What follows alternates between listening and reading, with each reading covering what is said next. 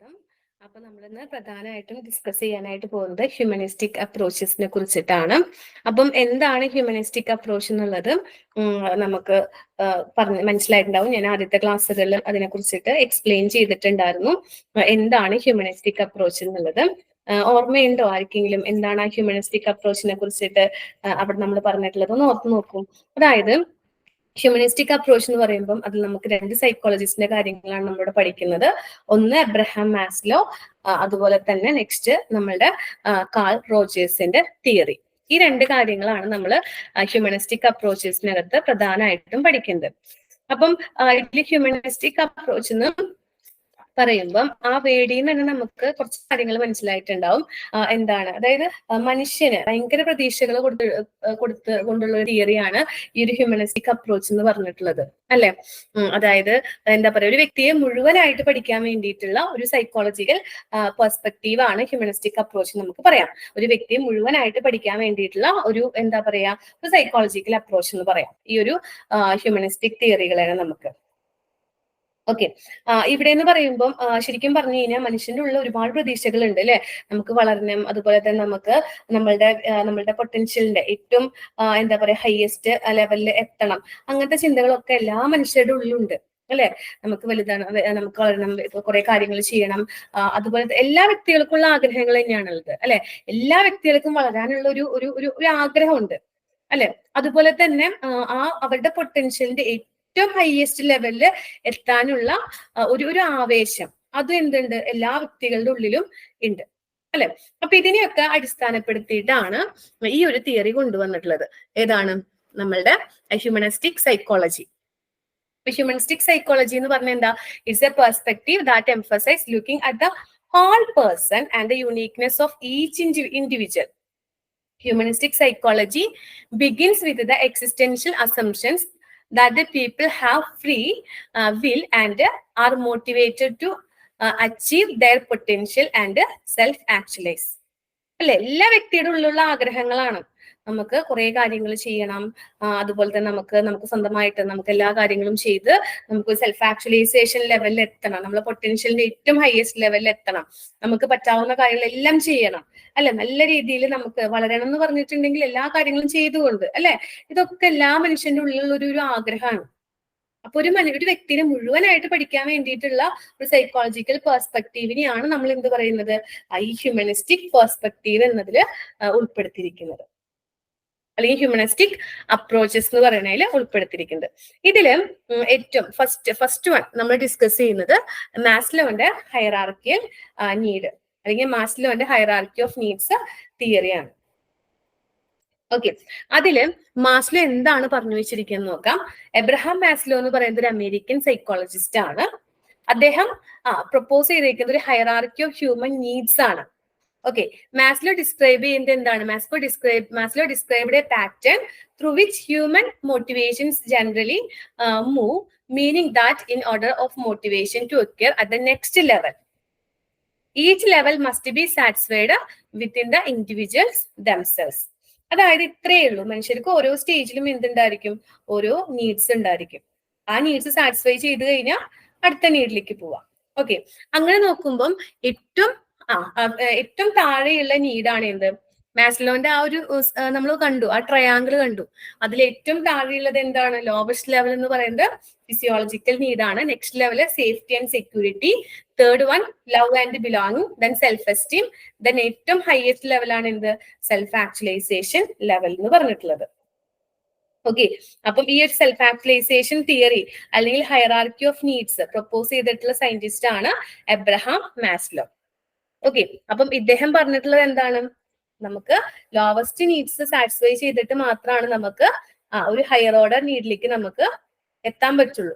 ആദ്യം physiological needs satisfy ചെയ്തിട്ടാണ് പിന്നെ നെക്സ്റ്റ് ലെവലിലേക്ക് നമുക്ക് പോകാൻ പറ്റുള്ളൂ, സേഫ്റ്റി ആൻഡ് സെക്യൂരിറ്റി. അതിനുശേഷം മാത്രം അടുത്ത ലെവലിലേക്ക് പോകാനായിട്ട് പറ്റുള്ളൂ. മനസ്സിലായോ? അതായത് appearance of one need generally depends on the satisfaction of lower needs in the hierarchy. അതാണ് മാസ്ലോ പറഞ്ഞു വെച്ചിരിക്കുന്നത്. അപ്പൊ മാസ്ലോന്റെ ഏറ്റവും ലോവസ്റ്റ് ലെവൽ നീഡാണ് എന്ത്? ഫിസിയോളജിക്കൽ നീഡ്സ് എന്ന് പറയുന്നത്. ഇവിടെ എന്താണ് മെയിൻ ആയിട്ടുള്ളത്? ഹ്യൂമൻ സർവൈവൽ ആണ് പറയുന്നത് അല്ലെ. നമുക്ക് ഫുഡ് വേണം, വാട്ടർ വേണം, സ്ലീപ്പ്, ഷെൽട്ടർ അല്ലെ, സെക്സ്, ഇതൊക്കെയാണ് ഈ ഒരു ഫിസിയോളജിക്കൽ നീഡ്സിൽ പറഞ്ഞിരിക്കുന്നത്. ഈ ഒരു ലെവൽ മീറ്റ് ചെയ്ത് കഴിഞ്ഞാൽ, ഈ ഒരു നീഡ് മീറ്റ് ചെയ്താലാണ് നമുക്ക് നെക്സ്റ്റ് ലെവലിലേക്ക് നമ്മൾ പോകുന്നത് അല്ലെ. ഈ ഒരു ലെവൽ സാറ്റിസ്ഫൈ ചെയ്ത് കഴിഞ്ഞാൽ ഓക്കെ. അതായത് എന്താ മാസ്ലോ പറഞ്ഞു വെച്ചിരിക്കുന്നത്? Appearance of the one need generally depends on the satisfaction of lower needs in the hierarchy. Physiological needs satisfy ചെയ്ത് കഴിഞ്ഞാൽ നെക്സ്റ്റ് നമ്മൾ പോകുന്നത് എവിടേക്കായിരിക്കും? Safety needs. സേഫ്റ്റി നീഡ്സ് എന്ന് പറഞ്ഞാൽ എന്താണ്? That include need of feeling safe, secure in one's life and the absence of danger. Okay. അതായത് നമ്മൾ പറഞ്ഞു ഇവിടെ പേഴ്സണലായിട്ടും ഇമോഷണലായിട്ടും ഫിനാൻഷ്യലായിട്ടും ഫിസിക്കലായിട്ടും ഒരു സെക്യൂരിറ്റി ആണ് ഈ ഒരു സ്റ്റേറ്റിൽ ഉള്ള ആവശ്യം എന്ന് പറയുന്നത്. മനസ്സിലായോ? അപ്പം ഇവിടെ ഇത് സാറ്റിസ്ഫൈ ചെയ്യണം. ഇത് സാറ്റിസ്ഫൈ ചെയ്തില്ലെങ്കിൽ, ഇപ്പം ഫിസിക്കൽ സേഫ്റ്റി അത് സാറ്റിസ്ഫൈ ചെയ്തില്ലെങ്കിൽ എന്തുണ്ടായിരിക്കും? നമുക്കൊരു ട്രോമാറ്റിക് സ്ട്രെസ് ഡിസോർഡർ ഉണ്ടാവാനുള്ള സാധ്യതയുണ്ട്. ഇപ്പൊ എക്കണോമിക് ആണെങ്കിലോ നമുക്ക് എക്കണോമിക്കലി ക്രൈസിസ് വരാം അല്ലെ, ലാക്ക് ഓഫ് വർക്ക് ഓപ്പർച്യൂണിറ്റീസ് വരാം അല്ലെ, അല്ലെങ്കിൽ നമുക്ക് ജോബ് സെക്യൂരിറ്റി അത് കുറവ് വരാം അല്ലെ. അപ്പം അവിടെയൊക്കെ നമുക്ക് എന്താണ്, ആ നീഡ് സാറ്റിസ്ഫൈ ചെയ്തിട്ടില്ലെങ്കിൽ എന്തായിരിക്കും? നമുക്ക് അത് സാറ്റിസ്ഫൈ ചെയ്തിട്ടില്ലെങ്കിൽ എന്താണ്, നമുക്ക് തിരിച്ച് അത് സാറ്റിസ്ഫൈ ചെയ്താൽ മാത്രമാണ് അടുത്ത ലെവലിലേക്ക് നമുക്ക് പോവാനായിട്ട് സാധിക്കുള്ളൂ. മനസ്സിലായോ? അപ്പൊ രണ്ടാമത്തെ നീഡാണ് സേഫ്റ്റി നീഡ് എന്ന് പറയുന്നത്. സേഫ്റ്റി നീഡ് എന്ന് പറഞ്ഞാൽ എന്താണ്? നമുക്ക് സേഫ് ആയിട്ടിരിക്കുക, സെക്യൂർ ആയിട്ടിരിക്കുക. മനസ്സിലായോ? ഒരു എന്താ പറയാ, ഡേഞ്ചർ എന്നുള്ള ഒരു പേടി നമ്മുടെ ഉള്ളിൽ നിന്ന് മാറ്റിവെച്ച് നമുക്ക് ഇരിക്കാൻ പറ്റുക. മനസ്സിലായോ? അപ്പം ഈ ഒരു നീഡിൽ നമ്മൾ പറഞ്ഞു emotional, financial, personal, physical security എന്ന് പറഞ്ഞു. അപ്പൊ ഫിനാൻഷ്യൽ സെക്യൂരിറ്റി കിട്ടാനായിട്ട് നമ്മൾ ഇവിടെ എന്തൊക്കെ ചെയ്യുന്നുണ്ടായിരിക്കും? നമ്മൾ സേവിങ്സ് അക്കൗണ്ട്, ഇൻഷുറൻസ് പോളിസീസ് ഒക്കെ നമ്മളിവിടെ സ്റ്റാർട്ട് ചെയ്യുന്നുണ്ടായിരിക്കും അല്ലെ, ഈ ഒരു നീഡ് നമുക്ക് സാറ്റിസ്ഫൈ ചെയ്യാനായിട്ട്. മനസ്സിലായോ? ഓക്കെ. ഇനി അടുത്തത് ലവ് ആൻഡ് ബിലോങ്ങിങ്. ഇപ്പൊ നമുക്ക് ഫിസിയോളജിക്കൽ നീഡ്സ് മീറ്റ് ചെയ്തു, അതുപോലെ തന്നെ സേഫ്റ്റി നീഡ്സ് മീറ്റ് ചെയ്തു. ദെൻ അടുത്ത ഹയറാർക്കിയൽ നീഡ് എന്താണ്? ബിലോങ്ങിങ്നെസ്, ലവ് നീഡ്സ് അല്ലെ. ഇവിടെ എന്താ ആഗ്രഹിക്കുന്നത്? ഈ നീഡ് എന്തിനു വേണ്ടിയിട്ടാ? Have friends, loved and accepted by other people അല്ലെ. അതായത് ഇവിടെ നമ്മൾ എന്താണ് കൂടുതൽ ബിലോങ്ങിങ്നെസ്, ഇന്റിമസി, ഫ്രണ്ട്ഷിപ്പ് ഇതൊക്കെ ഉണ്ടാക്കിയെടുക്കാനാണ് ഇവിടെ ശ്രമിക്കുന്നത്. മനസ്സിലായോ? അതായത് ഇവിടെ നമുക്ക് ഓരോ ലെവലും നമ്മൾ സാറ്റിസ്ഫൈ ചെയ്തെടുക്കണം. ഓക്കെ. അപ്പൊ ഇവിടുത്തെ എന്താണ്, ഇവിടുത്തെ നീഡ് എന്ന് പറയുന്നത് ലവ് ആൻഡ് ബിലോങ്ങിങ് ആണ്. ഓക്കെ.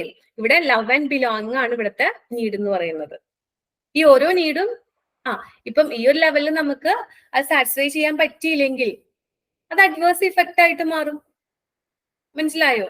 അപ്പൊ നമുക്ക് മറ്റുള്ളവരുമായിട്ടൊരു ഇമോഷണൽ റിലേഷൻഷിപ്പ് ഉണ്ടാക്കാൻ പറ്റാത്ത വിധത്തില് അങ്ങനെയൊക്കെ ഒരു സിറ്റുവേഷൻ ആയിരിക്കും പിന്നീട് ഉണ്ടാവുക. മനസ്സിലായോ? ഓക്കെ. ഇനി അടുത്തൊരു നീഡ് എന്ന് പറയുന്നത് എന്താ? ഇത് കഴിഞ്ഞ് നെക്സ്റ്റ് നീഡ് എന്ന് പറഞ്ഞാൽ എസ്റ്റീം നീഡ്സ് ആണ്. അവിടെ എന്താണ്? സെൽഫ് റെസ്പെക്ട്, അതുപോലെ തന്നെ മറ്റുള്ളവരെ നമ്മൾ തിരിച്ചറിയാനുള്ള ഒരു ആഗ്രഹം, അതുപോലെ തന്നെ സക്സസ് അച്ചീവ് ചെയ്യാനുള്ള ആഗ്രഹം, ഇതൊക്കെയാണ് ഇവിടെ വരുന്നത്, എസ്റ്റീം നീഡ്സിൽ വരുന്നത്. ഓക്കെ. അതായത് ഒരു മനുഷ്യന് അയാളെ റെസ്പെക്ട് ചെയ്യണമെന്നുള്ള ആഗ്രഹം ഉണ്ടാവുക, സെൽഫ് റെസ്പെക്ട് അല്ലെ. അതുപോലെ തന്നെ എന്താണ് ഇവിടെ നമ്മൾ തിരിച്ചറിയണം അല്ലെ, മറ്റുള്ളവരെ തിരിച്ചറിയണം എന്നുള്ള ഒരു ആഗ്രഹം. അതൊക്കെയാണ് ഈ ഒരു നീഡിനകത്ത് വരുന്നത്. ഓക്കെ. അതാണ് എസ്റ്റീം നീഡ്സ്. ഓക്കെ. ഇനി അടുത്തതാണ് ഏറ്റവും ഹയസ്റ്റ് ലെവല് സെൽഫ് ആക്ച്വലൈസേഷൻ എന്ന് പറയുന്നത്. അതായത് ഒരുവൻ അവനവന്റെ തന്നെ ഇൻഡിവിജ്വൽ പൊട്ടൻഷ്യാലിറ്റി ഒക്കെ തിരിച്ചറിഞ്ഞിട്ട് അത് ഫുൾഫിൽ ചെയ്തിട്ട് നമ്മള് അതിന്റെ ഹയസ്റ്റ് ലെവലിൽ എത്താം. നമുക്ക് എത്താൻ പറ്റുന്നതിന്റെ ഹയസ്റ്റ് ലെവലിൽ എത്താം. അതെന്താണ്? Maslow describe this level as the desire to accomplish everything that one can to become the most that one can be.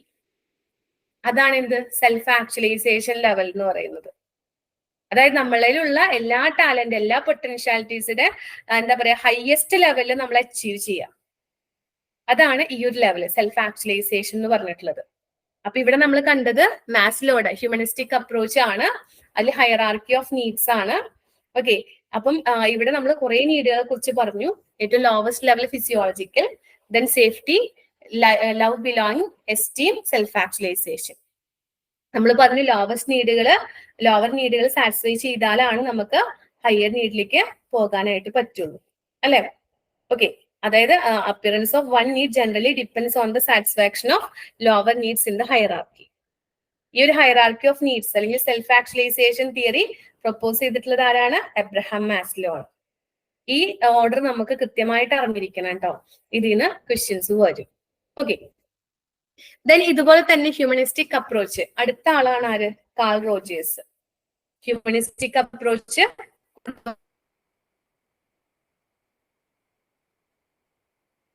വന്നിട്ടുള്ള അതിലെ രണ്ടാമത്തെ ആളാണ് ആരാണ്? Carl Rogers. കാൾ റോജേഴ്സിന്റെ സെൽഫ് തിയറി. ഇതില് കാൾ റോജേഴ്സിനെ കുറിച്ച് പറയാനാണെങ്കിൽ എന്താ പറയാ, അദ്ദേഹം ഒരു ക്ലയന്റ് സെന്റർ അപ്രോച്ച് ആണ് നടത്തിയിരുന്നത്. കാൾ റോജേഴ്സ് ക്ലയന്റ് സെന്റർ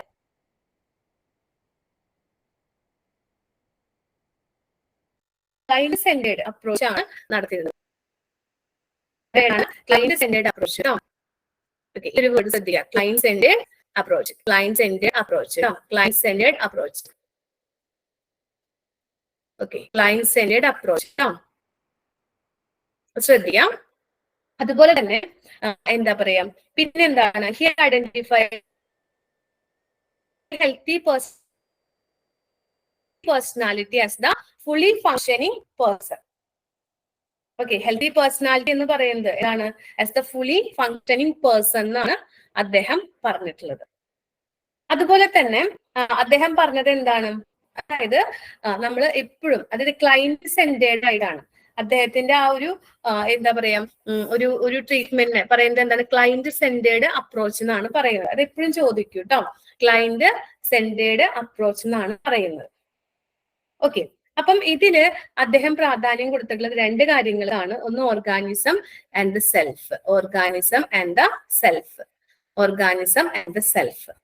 എല്ലാവരുടെ ഉള്ളിലും നമ്മുടെ ഉള്ളിൽ നമ്മൾ ആവണം എന്ന് ആഗ്രഹിച്ച ഒരു വ്യക്തിത്വം ഉണ്ടായിരിക്കും. ദെൻ നമ്മൾ റിയൽ ആയിട്ടുള്ള ഒരാളുണ്ടാവും. എനിക്ക് പാട്ട് പാടണം എന്ന് നല്ല ആഗ്രഹം, അല്ലെങ്കിൽ ഞാനൊരു നല്ല പാട്ടുകാരി ആണ് എന്നുള്ളൊരു ആഗ്രഹം എൻ്റെ ഉള്ളിൽ ഉണ്ടായിരിക്കും. പക്ഷെ ഞാൻ എൻ്റെ റിയൽ കണ്ടീഷനിൽ നോക്കുകയാണെങ്കിൽ ഞാൻ നല്ലൊരു പാട്ടുകാരിയൊന്നും ആയിരിക്കത്തില്ല, അല്ലെ? അപ്പൊ നമ്മളുടെ എല്ലാവരുടെ ഉള്ളിലും ഒരു റിയൽ സെൽഫ് ഉണ്ടായിരിക്കും, ഒരു ഐഡിയൽ സെൽഫ് ഉണ്ടായിരിക്കും, അല്ലെ? അതായത് റിയൽ സെൽഫ് എന്ന് വെച്ചിട്ടുണ്ടെങ്കിൽ എന്താണ്? നമ്മളിപ്പോ ആയിരിക്കുന്ന ഒരു അവസ്ഥ. പക്ഷെ ഐഡിയൽ സെൽഫ് എന്ന് പറഞ്ഞാൽ എന്താ? നമ്മൾ ആകണമെന്ന് ഞാൻ സ്വയം ആഗ്രഹിക്കുന്ന ഒരവസ്ഥ. ഓക്കെ, അപ്പം ഇപ്പോഴും എന്താ പറയാ, കാൾ റോജേഴ്സ് പറഞ്ഞു വെച്ചിരിക്കുന്നത് എന്താണ്? രണ്ട് കാര്യങ്ങളാണ്. ഒന്ന് ഓർഗാനിസം, അതുപോലെ തന്നെ സെൽഫ്. സെൽഫ് എന്ന് പറഞ്ഞാൽ എന്താണ്? ഒരു വ്യക്തിക്ക് ആ വ്യക്തിയെ കുറിച്ച് തന്നെയുള്ള ഒരു ഫീലിങ്ങിനെയാണ് എന്ത് പറയുന്നത്? സെൽഫ് എന്ന് പറയുന്നത്. വ്യക്തിക്ക് ആ വ്യക്തിനെ കുറിച്ച് ഫീലിംഗ്. അതുകൊണ്ട് തന്നെ നമുക്ക് ഈ തിയറിനെ എന്ത് പറയാം? സെൽഫ് തിയറി എന്നും കൂടെ പറയാം.